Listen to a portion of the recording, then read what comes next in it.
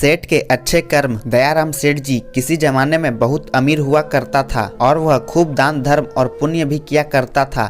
लेकिन समय पलटा और वह धीरे धीरे अपना धन खोता गया और आखिरकार आज इस हालत में पहुंच गया कि लोग उसे गरीब सेठ के नाम से जानने लगे। लेकिन वह कहते हैं ना कि अच्छे कर्मों का फल देर सवेर ही सही मिलता जरूर है। ऐसा ही कुछ इस गरीब सेठ के साथ भी होने वाला था।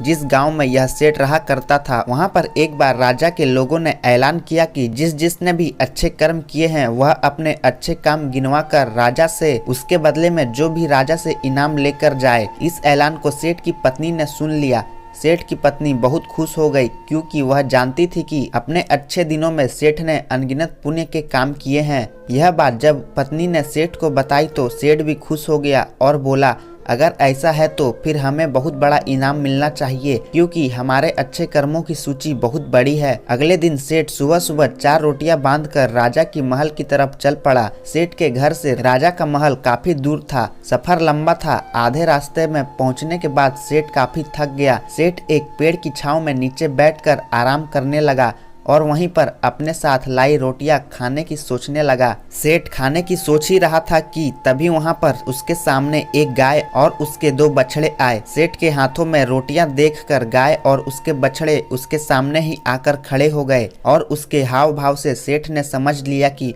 वह भूखी है और सेठ से खाना मांग रही है। अपने अच्छे दिनों में सेठ के पास काफी गायें थी, इसीलिए गायों का व्यवहार सेठ अच्छे से जानता था। सेठ की परिस्थिति भले ही अभी अच्छी नहीं थी लेकिन सेठ का स्वभाव बिल्कुल भी नहीं बदला था। वह पहले से ही परोपकारी था, इसीलिए उसको गाय पर दया आ गई और उसने अपने साथ बांधकर लाई रोटियों में से 2 रोटियां गाय को खिला दी।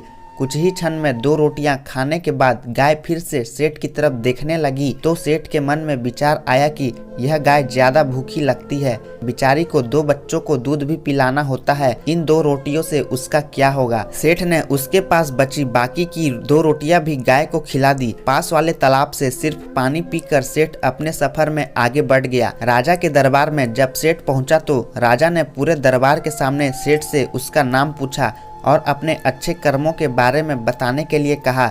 सेठ ने राजा को प्रणाम किया और अपने कामों के बारे में बताना शुरू किया।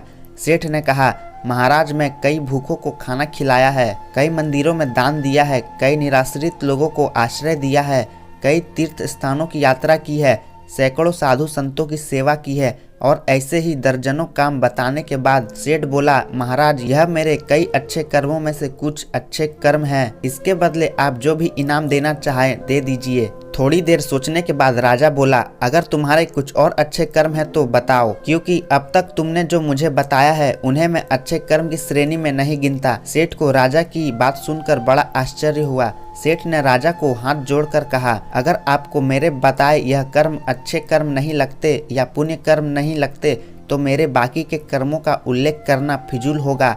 आप मुझे इजाजत दीजिए, मैं वापस जाता हूँ। सेठ दरबार छोड़कर जाने लगा। तब राजा के दरबारियों में से एक राजा के पास जाकर कुछ कहा, जिसे सुनने के बाद राजा ने सेठ को वापस दरबार बुलाया। राजा बोला, तुमने अपने आज किए अच्छे काम के बारे में तो बताया ही नहीं।